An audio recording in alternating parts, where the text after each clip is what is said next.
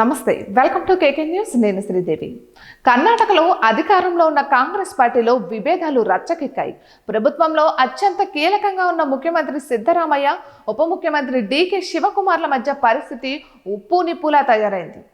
పైకి సయోధ్యగా ఉన్నట్లు కనిపిస్తున్న అంతర్గతంగా వారి మధ్య విభేదాలు పార్టీ హైకమాండ్ కు తలనొప్పిగా మారాయా అంటే పరిశీలకుల నుంచి అవునన్న సమాధానమే వస్తుంది.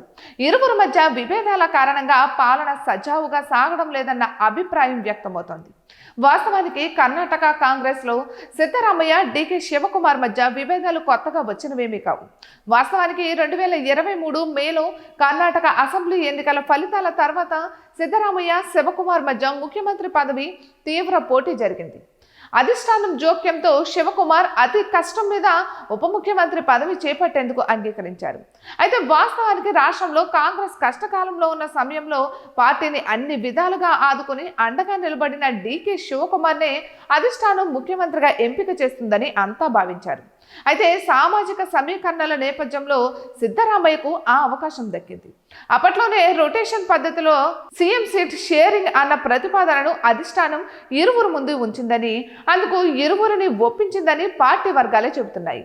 ఇక ఆ ఒప్పందం ప్రకారం తొలి 2.5 ఏళ్లు సిద్ధరామయ్య, అటు తర్వాత 2.5 ఏళ్లు డికే శివకుమార్ రాష్ట్ర ముఖ్యమంత్రులుగా ఉంటారు. అయితే కాంగ్రెస్ హైకమాండ్ ఈ ఒప్పందం గురించి బాహాటంగా ప్రకటించలేదు. ఇప్పుడు సిద్ధరామయ్య గడువు ముగుస్తుండడంతో డీకేకు సీఎం పదవి అన్న అంశం తెర మీదకు ప్రముఖంగా వచ్చింది. అయితే ఈ విషయంలో ఇటు సిద్ధరామయ్య కానీ డికే శివకుమార్ కానీ పెదవి విప్పడం లేదు. వారి మద్దతుదారులు మాత్రం ఎవరికి తోచిన విధంగా వారు ప్రకటనలు చేస్తూ విభేదాలను రచ్చకీడుస్తున్నారు. ప్రధానంగా మోడా కుంభకోణంలో సీఎం సిద్ధరామయ్య ఇరుక్కోవడంతో అధిష్టానం ఆయనను తప్పిస్తుందని, డీకేనే సీఎం అవుతారని ఆయన మద్దతుదారులు గట్టిగా చెబుతున్నారు. అయితే మంత్రి కేఎన్ రాజన్న మాత్రం తాజాగా శివకుమార్ను ఉద్దేశించి చేసిన వ్యాఖ్యలు వివాదాస్పదంగా మారాయి. కర్ణాటక కాంగ్రెస్ లో ఆల్ ఈజ్ నాట్ వెల్ అని తేటతెల్లం చేశాయి.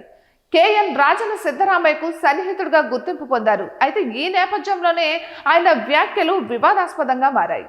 ఎందుకే కేఎన్ రాజన్న ఏమన్నారంటే, ఉప ముఖ్యమంత్రి శివకుమార్ తన దృష్టిని వచ్చే అసెంబ్లీ ఎన్నికలలో పార్టీని విజయపదంలో నడిపించడంపై దృష్టి సారిస్తే మంచిది, అంతేకాని 2.5 ఏళ్ల ముఖ్యమంత్రి పదవి కోసం ఆలోచించడం వల్ల ప్రయోజనం ఉండదు.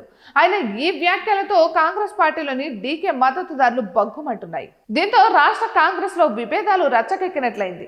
ఇక ఈ పరిస్థితిని అధిష్టానం ఎలా సరిదిద్దుతోందన్న ఆసక్తి సర్వత్రా వ్యక్తమవుతోంది.